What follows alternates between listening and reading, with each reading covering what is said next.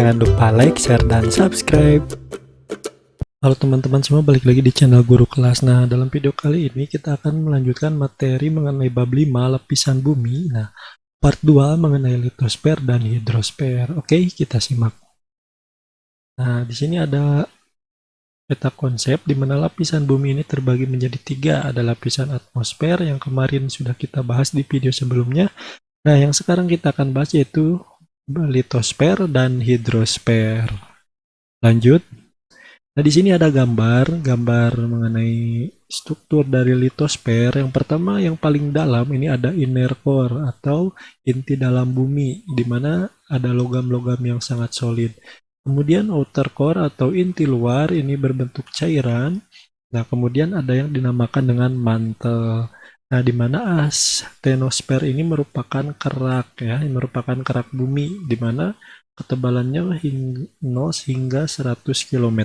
Nah, inilah merupakan struktur dari litosfer ya, ada inti dalam, inti luar, ada mantel dan kerak bumi.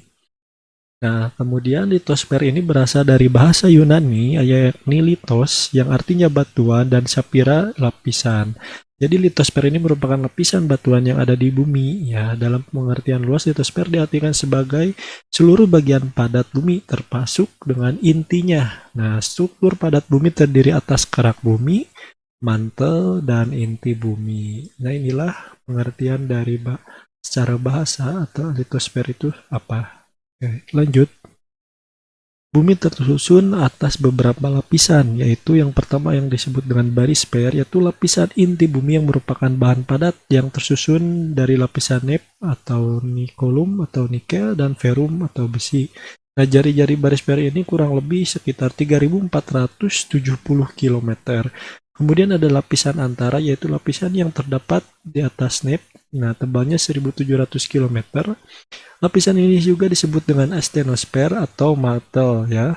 Merupakan bahan cair yang bersuhu tinggi dan berpijar. Nah, berat jenisnya itu 5 gram per cm kubik. Nah, yang ketiga ada litosfer, yaitu lapisan paling luar yang terletak di atas lapisan antara dengan ketebalan 1.200 km. Nah, berat jenis rata-ratanya itu 2,8 gram per cm kubik. Nah, inilah beberapa susunan ya, lapisan dari bumi. Kemudian ada batu-batuan atau material pembentuk litosfer. Yang pertama itu ada batuan beku atau igneous rock. Nah, batuan beku adalah batuan yang terbentuk dari magma pijar yang membeku menjadi padat.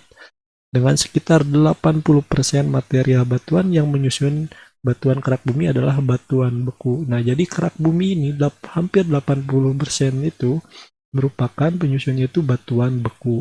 Nah, berdasarkan tempat terbentuknya magma beku ini ya, berada di kerak ya. Kemudian ada batuan yang dinamakan batuan sedimen atau sedimentary rock. Nah, batuan sedimen ini merupakan batuan mineral yang telah terbentuk ya di permukaan bumi yang mengalami pelapukan.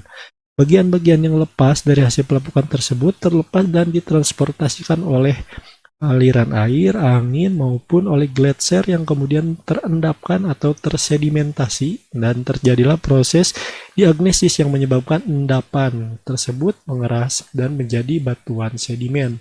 Nah, ini sangat kompleks ya, proses terjadinya batuan sedimen itu terjadinya pelapukan kemudian ditransportasikan oleh aliran air, angin, maupun gletser. Lanjut, ada yang dinamakan batuan sedimen organik. Nah, berdasarkan tenaga yang mengangkutnya, batuan sedimen terdiri atas yang pertama, batuan sedimen airis atau aeolis, batuan sedimen glasial, akuatis, marin, dan metamorf. Nah, batuan malihan atau metamorf ini terbentuk karena terjadinya penambahan suhu atau penambahan tekanan yang tinggi dan terjadi secara bersamaan pada batuan sedimen. Nah, itulah batuan-batuan yang membentuk litosfer. Ada 3 ya tadi. Yang pertama ada batuan beku igneous rock, kemudian batuan sedimen sedimentary rock, kemudian ada batuan sedimen organik. Kemudian lanjut kita membahas mengenai lempeng tektonik atau yang sering disebut dengan teori tektonik lempeng. Nah, di mana teori tektonik lempeng ini atau yang disebut dengan plate tectonics adalah teori dalam bidang geologi ya. Jika nanti kalian di SMA ada pelajaran geografi, kalian bisa mempelajari tentang ilmu geologi yang dikembangkan untuk memberi penjelasan terhadap adanya bukti-bukti pergeseran atau pergerakan skala besar yang dilakukan oleh litosfer bumi. Nah, jadi lempeng tektonik ini terjadi karena ada pergeseran atau pergerakan dari litosfer bumi seperti itu. Nah, berdasarkan fakta tersebut, di mana seorang ahli asal Jerman bernama Alfred Wegener mengajukan sebuah teori yang dikenal dengan pergerakan benua. Nah, di sini ada yang disebut dengan dataran Pangae. Nah, Panga atau disebut Panga juga. Awalnya daratan ini membentuk suatu kesatuan belum terpisah-pisah ya, seperti ini. Nah, ini sekitar 200 juta tahun yang lalu. Nah, kemudian berpisah secara perlahan gitu. Karena apa? Karena ada pergerakan dari litosfer. Nah, di sini ya ada bukti bahwa dulu bumi ini, daratan Panga itu masih bersatu karena adanya ditemukannya fosil-fosil ya, fosil-fosil reptil, kemudian fosil dari pakis, kemudian fosil dari hewan ini Mesosaurus, kemudian ada sisa-sisa fosil Cinognathus nih. Masih berdampingan atau berdekatan ya. Nah, sekarang fosil-fosilnya itu berjauhan karena ada pergeseran atau pergerakan litosfer bumi atau disebut dengan teori tektonik lempeng. Nah, di mana pergerakan lempeng ini atau plate movement dibagi menjadi dua nih. Apabila dua lempeng bergerak saling menjauh, lempeng tersebut bersifat divergen. Nah, jika dua lempeng yang saling mendekat, maka pergerakan tersebut disebut konvergen. Oke, kita lihat gambarnya. Nah, di sini tadi ya ada gambar ini. Bumi yang daratannya masih menyatu ya, daratan Panga. Nah, sekarang kita lihat ini sudah memulai sedikit-sedikit menjauh ya. Di sini ada konvergen boundary, ada divergen ya. Ada konvergen ini saling mendekat dan divergen itu saling menjauh. Nah, di sini contoh satu, di sini ada pergerakan yang saling menjauh disebut dengan divergen ya. Kemudian ini masih divergen ini daratan yang saling menjauh. Kemudian ada yang disebut dengan konvergen yang ini. Nah, ini konvergen. Konvergen ini merupakan dua lapisan yang saling mendekat. Nah, inilah yang menyebabkan si konvergen divergen itu adalah merupakan pergerakan litosfer bumi, kerak bumi juga gitu. Karena di inti bumi itu mencair ya, muncul ke atas, maka terjadilah pergerakan di lapisan litosfer bumi. Nah, kemudian aktivitas pergerakan lempeng itu dapat menyebabkan yang pertama yang disebut dengan gempa bumi. Nah, gempa bumi ini ada yang gempa bumi tektonik. Nah, gempa bumi tektonik ini yang merupakan penyebabnya itu oleh aktivitas lempeng yang bergerak gitu. Lempeng itu merupakan litosfer ya, gitu. Kemudian ada juga tsunami. Kemudian selesai ya untuk litosfer.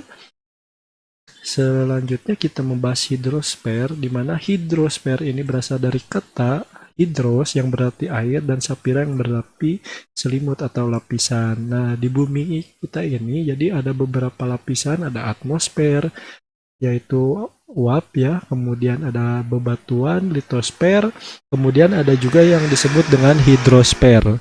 Nah, hidrosfer ini merupakan lapisan air yang menyelimuti bumi, di mana hidrosfer tidak hanya meliputi perairan yang luas seperti laut dan samudra, di mana hidrosfer juga meliputi air di danau, sungai, air tanah, dan uap air yang ada di udara gitu. Jadi hidrosfer ini merupakan sumber kehidupan yang ada di bumi karena air merupakan sumber kehidupan bagi makhluk hidup, manusia, hewan, dan tumbuhan. Nah, di sini ada yang dinamakan dengan siklus air. Bagaimanakah siklus air bergerak gitu? Yang pertama ada yang dari sumbernya itu ada dari cadangan air laut ya, kemudian ada dari penguapan apa? Penguapan dari daratan, dari tumbuhan, kemudian ada penguapan dari danau, penguapan dari laut, kemudian berkondensasi menjadi awan ya.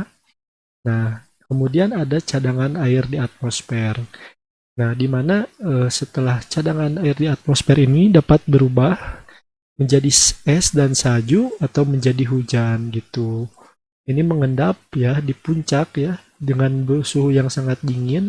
Kemudian air hujan turun ke bawah, kemudian limpasan air ke permukaan daratan, kemudian balik lagi ke laut, kemudian ada yang balik lagi ke sungai sebagai cadangan air bersih, sebagai mata air gitu. Nah, mata air ini merupakan hasil dari peresapan ya, peresapan tanah ya, dari tanah. Kemudian ada yang masuk ke sungai, kemudian ada yang kembali lagi ke lautan. Nah, seperti inilah siklus air atau bagaimana perputaran air yang ada di bumi ini. Seperti itu, berdasarkan dari penguapan dari air laut, air danau, kemudian dari daratan, yaitu dari makhluk hidup. Oke, sekian materi yang dapat kakak sampaikan. Itulah sedikit ya, secara simpel, secara singkat mengenai litosfer dan hidrosfer. Jangan lupa like, share, dan subscribe. Sampai jumpa di video selanjutnya. See you!